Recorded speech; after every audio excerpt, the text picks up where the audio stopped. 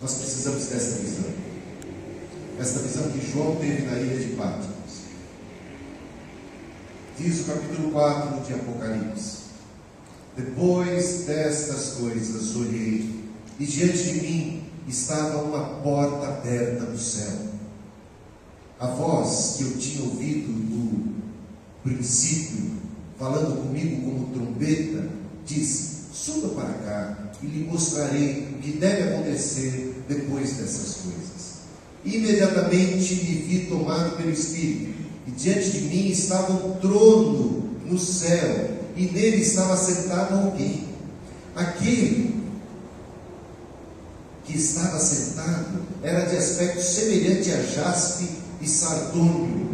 Um arco-íris parecendo uma esmeralda circundava o trono, ao redor do qual estavam outros 24 tronos, e assentados neles havia 24 anciãos. Eles estavam vestidos de branco, e na cabeça tinham coroas de ouro. Do trono saíam relâmpagos, vozes e trovões. Diante dele estavam acesas 7 lâmpadas de fogo, que são 7 Espíritos de Deus. E diante do trono havia algo parecido com um mar de vidro, claro como cristal. No centro, ao redor do trono, havia 4 seres viventes, cobertos de olhos, tanto na frente como atrás. O primeiro ser parecia um leão, o segundo parecia um boi, o terceiro tinha rosto como de homem, o quarto parecia uma águia em seu voo. Cada um deles tinha 6 asas, e era cheio de olhos tanto ao redor como por baixo das asas. Dia e noite repetem sem cessar: Santo, Santo, Santo é o Senhor, o Deus Todo-Poderoso, que era, que é e que há de vir. Toda vez que os seres viventes dão glória, honra e graças àquele que está sentado no trono e que vive para todo sempre, os 24 anciãos se prostram diante daquele que está sentado no trono e adoram aquele que vive para todo sempre. Eles lançam as suas coroas diante do trono e dizem: Tu, Senhor e nosso Deus, és digno de receber a glória, a honra e o poder, porque criaste todas as coisas e por tua vontade elas existem e foram criadas. Amém? Palavra maravilhosa do Senhor. Que visão! Essa é uma visão do céu, essa é uma visão do trono de Deus. Agora aí, para você perceber a beleza disso, você tem que fazer uma viagem no tempo e no espaço. Você tem que se locomover até o período em que estas cartas, em que esta mensagem foi dada a João. A igreja naquele tempo sofria muito. A igreja naquele tempo era uma igreja sofredora, perseguida, discriminada. Todo tipo de política anticristã estava estabelecida no Império Romano. Os cristãos, eles eram tidos como digamos assim, uma praga social. Nero botava fogo em Roma, lembram disso? Ele botou fogo em Roma e a culpa dos cristãos. Os cristãos agora estavam sendo responsabilizados por coisas bárbaras, por coisas terríveis como o incêndio de uma cidade. Então, essa política anticristã, esses preconceitos contra os cristãos, levaram muitas pessoas a odiarem os cristãos. Eles eram agora odiados. Eles eram odiados por todas as nações. Os povos, as nações, tinham uma visão muito deturpada a respeito dos cristãos, por causa da propaganda anticristã, uma propaganda imperialista, uma propaganda que povos estavam fazendo contra os cristãos. Que sofrimento, que dor. Ser cristão naquela época era colocar a cabeça preta. Ser cristão naquela época era estar correndo risco de morte. Você, como cristão, naquele tempo já teria perdido um ente querido seu. Se você tinha familiares cristãos, o mais comum era você já ter perdido entes queridos e estar como que já na fila. Você poderia ser o próximo. Os cristãos eram mortos nas arenas. Os cristãos eram perseguidos. O que acontecia, e a gente às vezes custa entender como é que aquele povo que se reunia no Coliseu Romano, aquele povo nas arenas, naquela época, tinham gosto de ver cristãos sendo mortos. Como é que eles podiam gostar disso? Como é que eles podiam ter esse prazer mórbido, sádico? Sabe por quê? Porque eles vibravam quando os leões, quando as feras comiam e devoravam os cristãos. Sabe por que eles faziam isso? Porque eles vibravam? Porque eles tinham ódio dos cristãos. Porque eles viam os cristãos como a pior espécie de seres possíveis, dada essa propaganda. Se estabeleceu esse preconceito contra eles. E aí, tanto ódio, tanta miséria. Diz o apóstolo Paulo, Romanos, Cristo, o apóstolo falando aos romanos: nós somos entregues à morte todo dia, fomos reputados como ovelhas para o matadouro.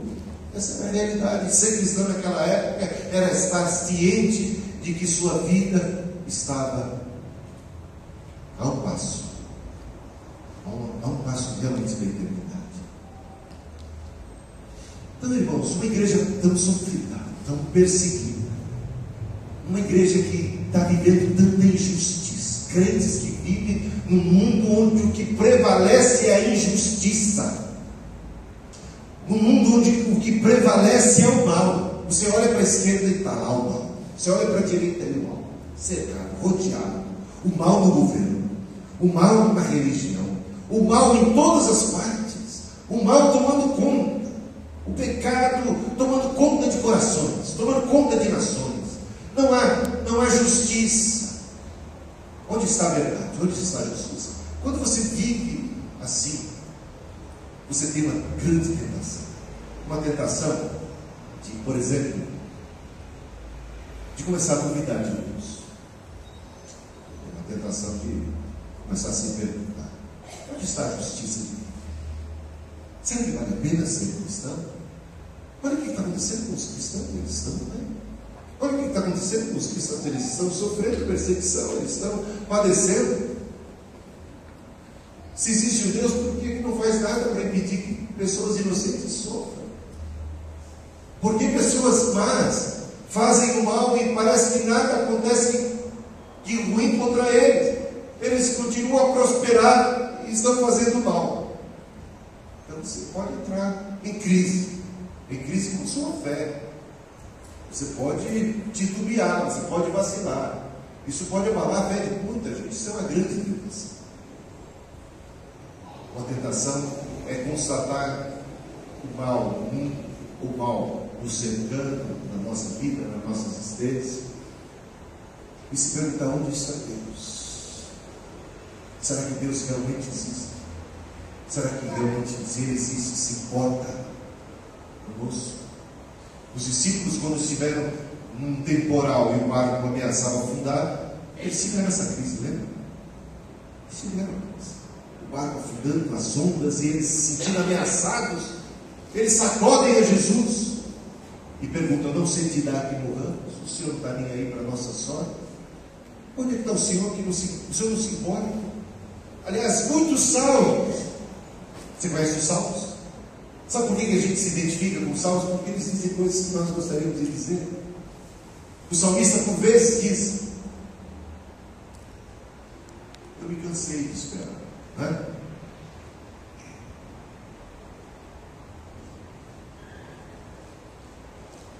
O mal parece que está, o mundo está de ponta cabeça. O mal parece que se assim, eu estou vacilando. Veja o Salmo 73. O Salmo 73 é muito curioso. O salmista começa a observar que as pessoas ruins estão prosperando e pessoas boas às vezes estão sofrendo. E ele fica confuso.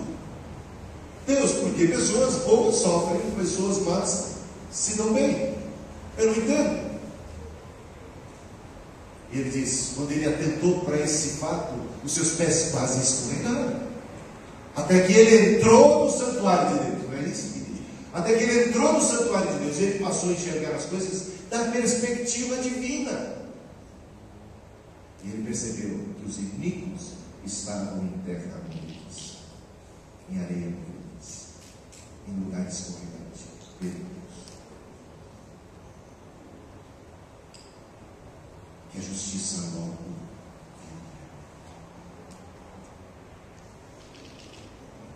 Sabe, é nesse contexto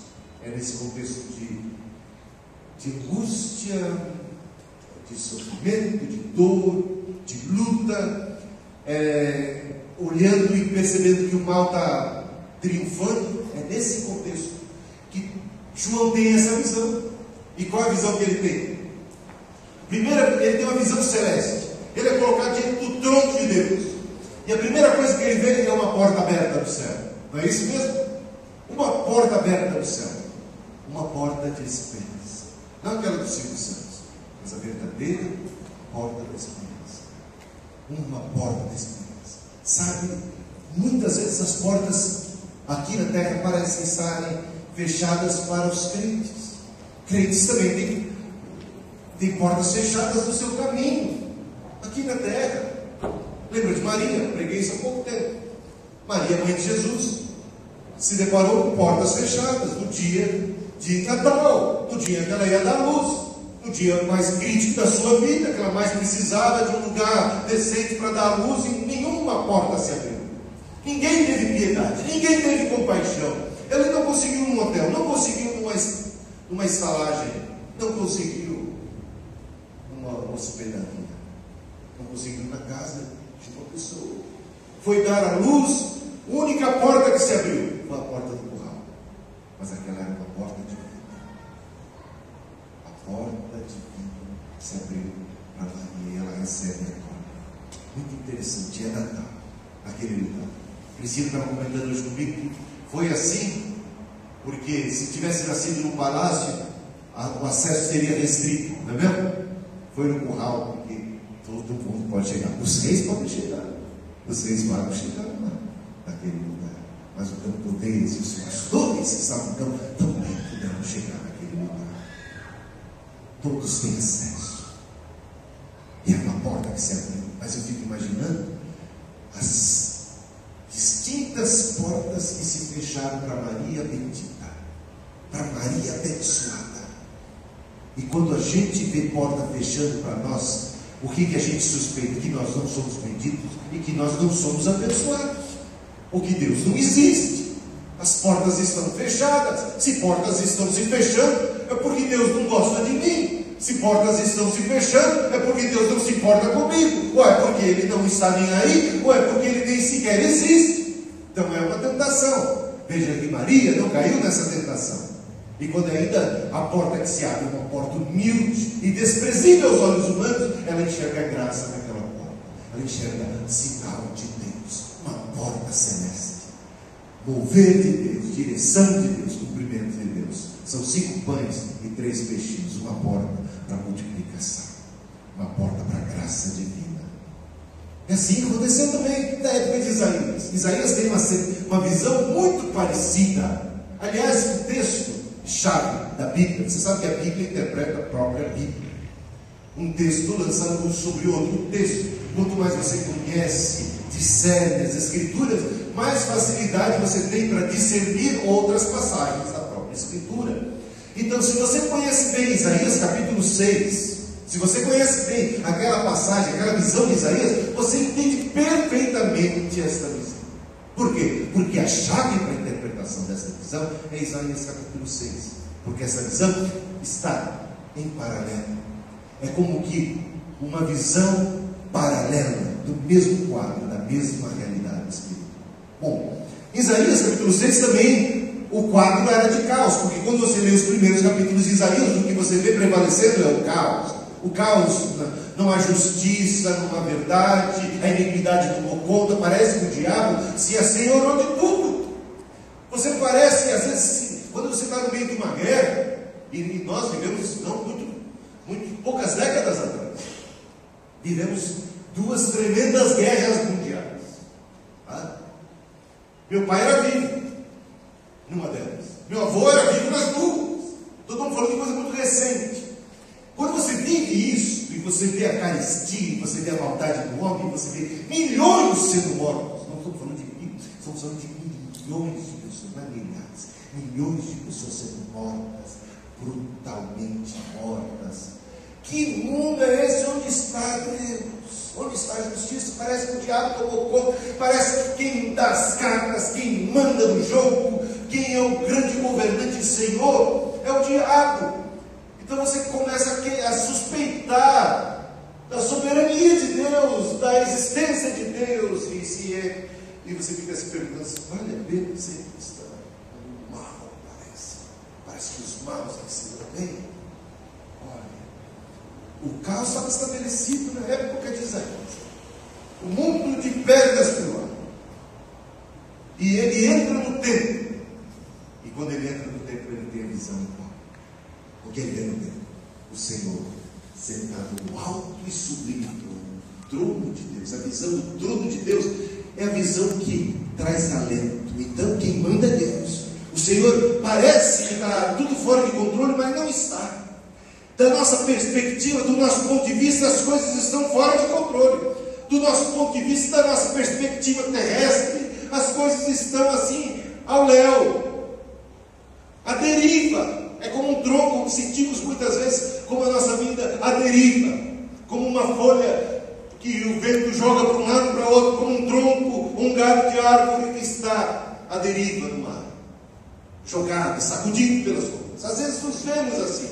Isaías podia estar sentindo alguma coisa parecida, ou tendo a tentação de se ver assim, mas o que ele enxerga é Deus assentado no alto e sublime trono, o Senhor com as rédeas da história na mão. O Senhor é quem dita as normas, o Senhor é o princípio e o fim, e Ele tem um plano, e Ele está a caminho, e esse plano está em processo de execução, e nós podemos confiar e descansar. O Senhor reina soberano sobre todos os tronos, sobre todos os reinos, sobre toda a terra. Isso traz conforto, isso traz esperança. Uma porta aberta foi o que traz esperança, o que traz alento. A glória de Deus. Os serafins ali estão também representados, como em Isaías 6 tínhamos os serafins, em Apocalipse 4 temos os serafins, os 4 seres viventes. Eles têm 6 asas como os serafins, e eles cantam o mesmo cântico dos serafins. Isaías capítulo 6 é o mesmo cântico: Santo, Santo, Santo é o Senhor dos exércitos, é o Senhor Todo-Poderoso.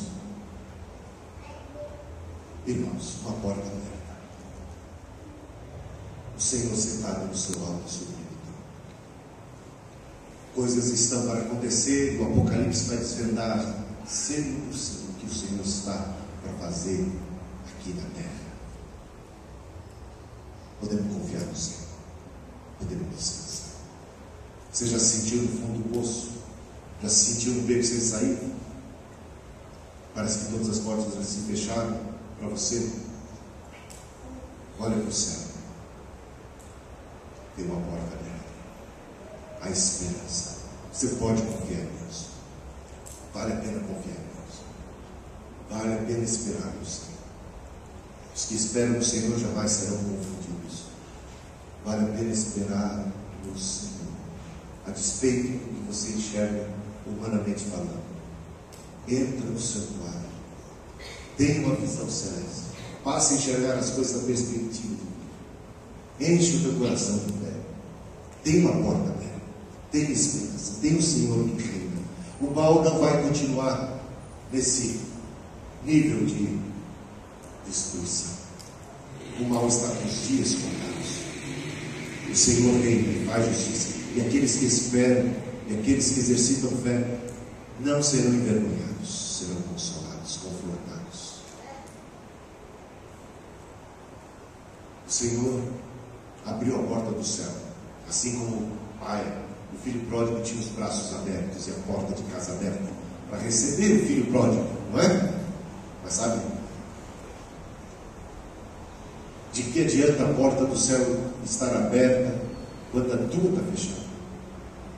Porque o Apocalipse não fala apenas da porta do céu, ele fala de uma outra porta, e ele fala de uma porta que está fechada, e é bem dos versículos que antecedem, capítulo 3, se não me engano, versículo 20, capítulo 3, versículo 20, poucos versículos antes do início do capítulo 4 de Apocalipse, fala de uma porta fechada. Mas não é a porta do céu que está fechada, graças a Deus, mas é uma porta importante. e ela está fechada. Como eu sei que está fechada? Porque é dito, o Senhor está dizendo: eis que estou à porta e bato. Eis que estou à porta e bato. Se alguém ouvir a minha voz, abrir a porta, entrarei. Abrir a porta. Eis que estou à porta e bato. A porta está fechada. É preciso que alguém abra. Que porta é essa que está fechada? A porta do coração humano. Não quer dizer necessariamente do seu, mas a porta de muita gente que está fechada. Ele veio para os que eram seus, mas os seus fecharam a porta para ele. Não o receberam, mas a tantos quantos o receberam, Deus deu-lhes o poder de serem feitos filhos de Deus. Muita gente tem aberto a porta do coração para Jesus. A porta do céu está aberta para todo mundo. Isso que a gente pode ter certeza. Essa é uma porta aberta para a humanidade. O que Cristo fez, Ele fez por todos os homens. Deus amou o mundo de tal maneira. Uma porta aberta. Primeira coisa que a gente vê no capítulo 4 é uma porta aberta. Depois um trono. E do trono que fluía, em primeiro lugar, era uma redoma, como que uma auréola, um arco-íris ao redor do trono, que envolvia o trono, um arco-íris, como que de esmeraldas, diz a glória. Arco-íris não é monopólio do movimento gay, né? Isso é coisa nova. Arco-íris, na Bíblia, tem um significado lindo. Na Bíblia, quando aparece a primeira vez a menção arco-íris, foi quando? Lembra? Final do dilúvio. Era o sinal da aliança de Deus, do favor de Deus, da graça de Deus. Era como Deus estendendo o arco-íris, Deus abraçando a humanidade, acolhendo a humanidade. Esse arco-íris é sinal da acolhida divina, da graça, da misericórdia. Porta aberta, graça e misericórdia. Arco-íris, graça e misericórdia. Mas do trono não flui apenas uma porta aberta. Do trono não sai apenas um arco-íris. A graça e a porta aberta são a primeira coisa que o trono promove. Mas a gente tem que tomar cuidado. Por quê? Porque do trono saem também relâmpagos e trovão. Olha, a primeira vida de Cristo é graça, é arco-íris, é porta aberta. A segunda vida de Cristo, porta fechada. Lembrou da parábola das 10 virgens? Olha que coisa, quanta conexão a gente começa a estabelecer, não é mesmo? Primeira vida de Cristo é porta aberta, é oportunidade, é graça, momento de salvação. Segunda vida de Cristo é juízo, é trovão e relâmpago. É claro, salvação para os que já estão. A parábola das 10 virgens mostra, quando o noivo chega, ele chega sem marcar horário. Ele vem como ladrão, ele vem na surdina, ele vem quando a gente menos espera.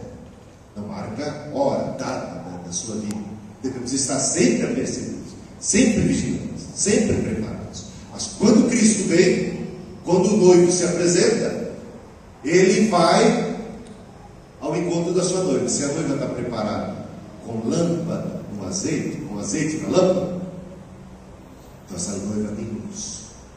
Essa noiva está preparada. Está preparada para 5 eram prudentes, 5 eram nécias. Estava nem aí, depois eu vou ver isso aqui, ainda tem tempo, vou curtir o mundo um pouco, depois eu volto, né? O Senhor chegou. Quando o Senhor chega, elas, ouvindo que o Senhor chegou, elas correm para pegar azeite, e aí, não há mais tempo, a porta se fechou. Quando elas chegam com azeite, batem, a porta está fechada, não é isso? Quando o Senhor falou a Noé a respeito do dilúvio e tornou Noé um porta-voz, um profeta do juízo que viria, fez isso em sinal da graça, fez isso para salvar a humanidade, fez isso como alerta para todos, e as pessoas zombaram de Noé. Aqui porque ali era o momento da graça, o momento em que Noé construía a arca e avisava o povo o que estava para acontecer. Essa é a graça, essa é a oportunidade, esse é o arco-íris, essa é uma porta aberta. Mas, na sequência, quando vem o dilúvio, o Senhor mesmo sela a porta, o Espírito de Deus mesmo fecha a porta, e aqueles que zombaram, aqueles que vacilaram, aqueles que não estavam preparados, ficam do lado de fora. Hoje, e a primeira coisa que o trono promove é a graça e a misericórdia, a oportunidade, uma porta aberta. Eis aqui agora o tempo sobremodo oportuno, dia da salvação, diz o apóstolo Paulo, 2 Coríntios, capítulo 6, se não me engano. Eis aqui agora o tempo aceitável, o dia da salvação, é aqui e agora. Amanhã pode ser tarde demais. O momento de abraçar a fé é agora. Tem aquele cântico, amanhã pode ser muito tarde. Hoje Cristo quer te salvar. Hoje você tem a visão de uma porta aberta. Hoje a porta está aberta para você. Uma porta de graça, uma porta de direção, uma porta de sustentação, uma porta de oportunidade, uma porta de esperança, de vida, de graça. Mas, se você não aproveitar essa porta, você vai ter que se deparar, vai ter que se ver com os relâmpagos e com os trovões. Quando ele vem para julgar os vivos e os mortos, naquele dia é dia de horror para muita gente. Pessoas vão pedir que as pedras caem sobre suas cabeças, porque a expectativa já não é mais a expectativa de salvação. O tempo da salvação passou, a porta que estava aberta se fechou, e agora cada um vai ter que se ver diante do juiz. Quem tem sangue sobre o zumbar por trás de sua porta, quem tem azeite na sua lâmpada, quem está debaixo da graça, encontra a salvação. Conclusão: porta aberta está lá no céu agora, para cada um de nós. A graça, o arco-íris, a primeira coisa que João vê. A porta aberta, a primeira coisa. Mas ele vê também raios e trovões.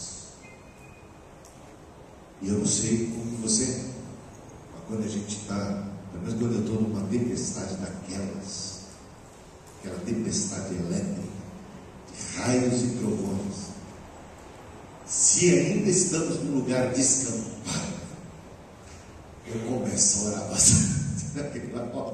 Não sei, o trovão é assustador, não é? O raio, eu vou dizer um negócio, isso fala de juízo, isso fala de força, isso fala de governo, isso fala de poder, mas essa não é a primeira coisa. Isso é o que Deus quer nos livrar. Deus quer nos livrar da condenação. Ele quer nos salvar. E a primeira coisa que nós vemos no trono é uma porta aberta e um arco-íris de graça e de misericórdia. Mas essa porta está aberta e não vai adiantar nada ela estar e continuar aberta por mais um tempo se nosso coração estiver fechado. A porta do pai do filho pródigo, a porta da casa divina sempre esteve aberta para o retorno do filho pródigo, mas só foi eficiente esse ato de abertura, esse ato do abraço do pai, de braços abertos à sua acolhida, quando o filho abriu também a porta do seu coração e pediu regressou. O Senhor abriu a porta, mas não está empurrando ninguém à força para dentro, não. Não é não? Tem gente que agora respirou aliviado. Não. Não é o seu caso. Não pode respirar aliviado porque você não vai a força do céu. Né? Mas vai de boa vontade para o inferno, se quiser.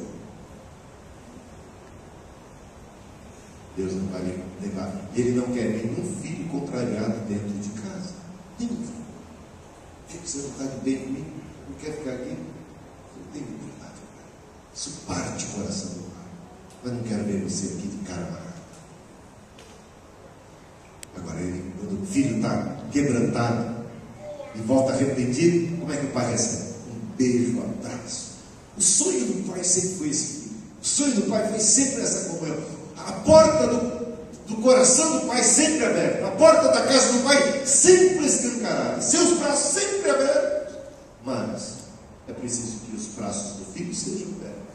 O coração do Filho esteja aberto. Os seus olhos também estejam abertos. Amém? Primeira vinda de Cristo, graça. Segunda vinda, juízo.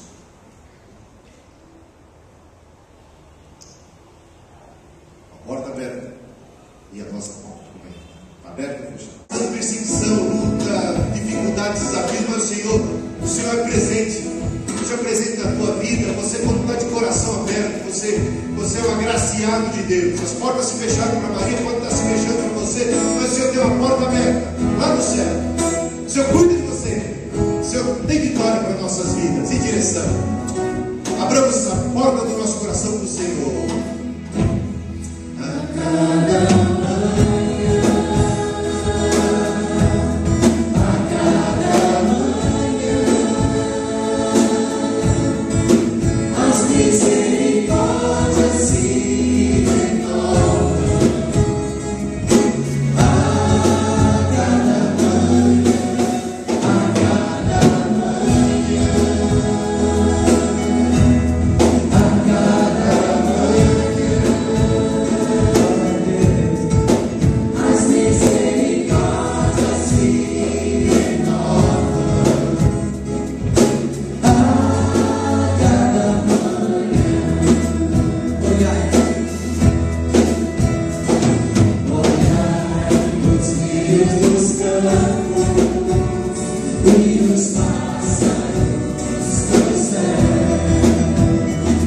Deus